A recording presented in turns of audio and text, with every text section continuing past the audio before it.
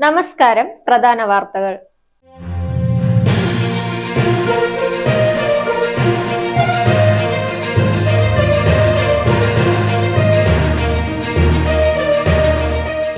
അരവിന്ദ് കെജ്രിവാളിന്റെ അറസ്റ്റിന് പിന്നാലെ ദില്ലിയിൽ ബിജെപിയുടെ ഓപ്പറേഷൻ താമര.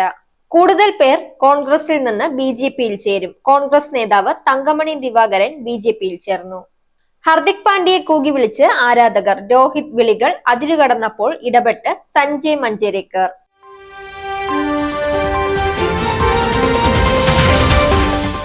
വാർത്തകൾ വിശദമായി.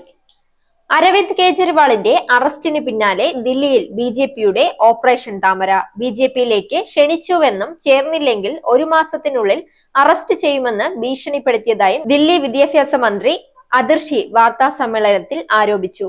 അതേസമയം കേജ്രിവാളിന്റെ ജുഡീഷ്യൽ കസ്റ്റഡി തുടരുകയാണ്. ബിജെപിയിൽ ചേർന്നില്ലെങ്കിൽ 1 മാസത്തിനുള്ളിൽ അറസ്റ്റ് ചെയ്യുമെന്നാണ് ഭീഷണി.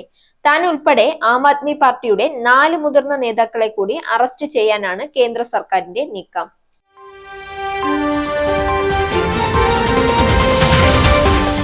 കോൺഗ്രസ് നേതാവ് തങ്കമണി ദിവാകരൻ ബിജെപിയിൽ ചേർന്നു. 2011 ആറ്റിങ്ങൽ നിയമസഭാ മണ്ഡലത്തിലെ കോൺഗ്രസ് സ്ഥാനാർത്ഥിയായിരുന്നു.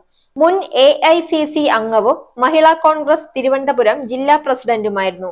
കോൺഗ്രസ് തുടർച്ചയായി അവഗണിച്ചതിനാലാണ് ബിജെപിയിലേക്ക് പോയതെന്ന് തങ്കമണി ദിവാകരൻ പ്രതികരിച്ചു. സ്ത്രീകളെ ബഹുമാനിക്കാൻ കോൺഗ്രസ് വിമുഖത കാട്ടുന്നു. അതുകൊണ്ടുകൂടിയാണ് ബിജെപി അംഗത്വം സ്വീകരിച്ചത്.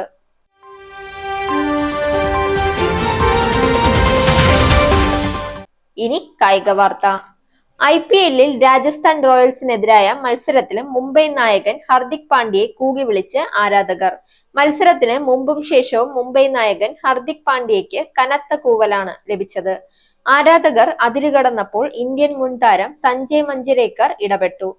ആരാധകരുടെ പ്രതിഷേധം അതിരുകടന്നതോടെ മുൻ ഇന്ത്യൻ താരവും ടോസ് അവതാരകനുമായ സഞ്ജയ് മഞ്ജരേക്കർ പ്രതികരിച്ചു. ഹർദിക്കിനെ പിന്തുണച്ച മഞ്ജരേക്കർ കാണികളോട് മാന്യമായി പെരുമാറാൻ ആവശ്യപ്പെട്ടു. തുടർന്ന് കാണികൾ താരത്തിന് കൈയടിക്കുകയും ചെയ്തു. വാർത്തകൾ അവസാനിക്കുന്നു. നേരിന്റെ വാർത്തകൾ നിങ്ങളുടെ വിരൽത്തുമ്പിലെത്താനായി സാക് ന്യൂസ് ചാനൽ സബ്സ്ക്രൈബ് ചെയ്തും ഷെയർ ചെയ്തും ഒരു ശരിയായ മാധ്യമ നിലപാടിന് പോകാൻ ഞങ്ങൾ നിങ്ങളെ ക്ഷണിക്കുന്നു.